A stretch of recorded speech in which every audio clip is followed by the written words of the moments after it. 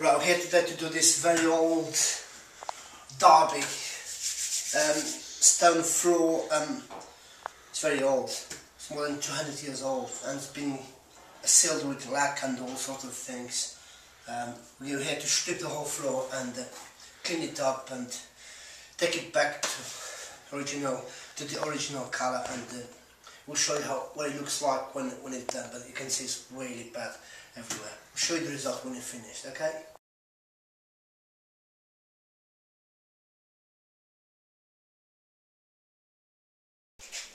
Right, this is the floor just restored. That's the difference before and after.